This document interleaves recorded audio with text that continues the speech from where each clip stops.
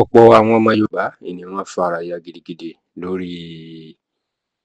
ọ̀rọ̀ náà nígbà tí gbajúgbajà akọni ọmọ Yorùbá ní tó tún jẹ́ gbajúgbajà ajìjàǹgbara fómìnira ilẹ̀ Yorùbá èèyàn olóyè Sunday Adéníyì Adéyẹmọ ẹni tí ó gbayé mọ̀ sí Sunday Ìgbòho nígbà tí ó mà tú àṣírí ńlá nípa ààrẹ Bọ́lá Ahmed Tinubu àti ìjọba ẹ̀ tí bàbá náà tó sì jẹ́ kó di mọ̀ pé títí dàsìkò yìí ó ní ìjọba Nàìjíríà lábẹ́ ààrẹ Bọ́lá Ahmed Tinubu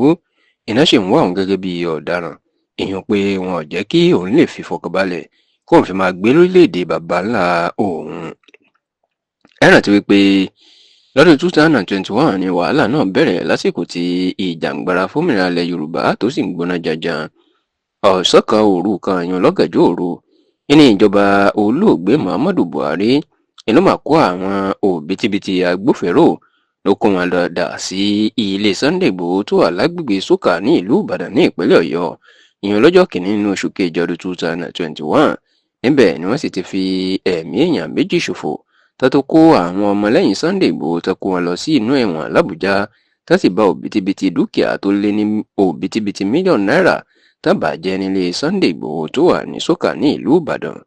ìṣẹ̀lẹ̀ yìí ló mà gbé Sunday Igboho kúrò lórílẹ̀‐èdè Nàìjíríà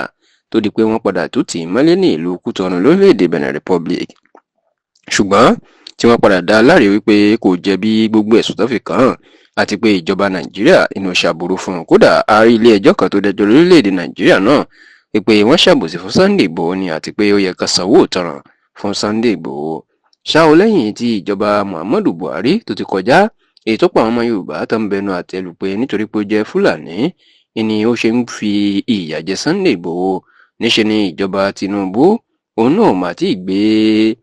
àwọn ìyẹn wanted tó gbé lórí Sunday Igboho àti bó ṣe gbẹ́sẹ̀ lé gbogbo owó tó jìṣẹ́ jìyà fún bó ṣe gbẹ́sẹ̀ lé gbogbo owó ẹ̀ ní ilé ìfowópamọ́ ìjọba Tinubu náà kò mà tí ì gbé gbogbo eléyìí kò tí ì gbé kúrò lórí ẹ̀. ṣùgbọ́n nígbà táwọn èèyàn wá rí Sunday Igboho tó ń wọlé tó ń jáde sí Nàìjíríà látìgbà tí Tinubu ti gbàjọba ìlara ti ń fún àwọn èèyàn pé àbí wọ́n ti gbé ọ̀rọ̀ náà kúrò lórí Sunday Igboho ni. ṣùgbọ́n nígbà tí Sunday Igboho tó ń tú àṣírí lórí eléyìí nínú ìfọ̀rọ̀wérọ̀ tó ṣe pẹ̀lú gbajúgbajà àgbà sọ̀rọ̀sọ̀rọ̀ ìlú Ìbàdàn ni Mọ́gàjí Kọ́lá Olóòtú ìní Sunday Igboho mà jẹ́ kó dì í mọ̀ o wípé kò sóòótọ́ nù pé Tinubu ó ti gbégi kúrò lórí òun pé wọ́n ń wá òun ó ní orílẹ̀-èdè Benin Republic àti nípasẹ̀ ìrànlọ́wọ́ orílẹ̀-èdè Germany ìlú fi ń wá sí Nàìjíríà ó lóun ò gbórílẹ̀-èdè Nàìjíríà wọlé orílẹ̀-èdè Benin Republic tí wọ́n ti wẹ òun mọ́ yán kàǹkàn ìlú gbà wọlé tó sì ní Tinubu kò tí ì gbé àwọn kúrò lórí òun àti wípé bó tilẹ̀ jẹ́ pé ó sì rí bẹ́ẹ̀ ṣùgbọ́n tó ní Tinubu ó sì ń dúró lórí àwọn tí wọ́n ń dà á láàmú wípé ó yẹ kó gbé òun ni pé kí ni òun tó ṣe ilé ẹjọ́ kan ní orílẹ̀-èdè Benin Republic ó ti dóhùn ní ààrẹ.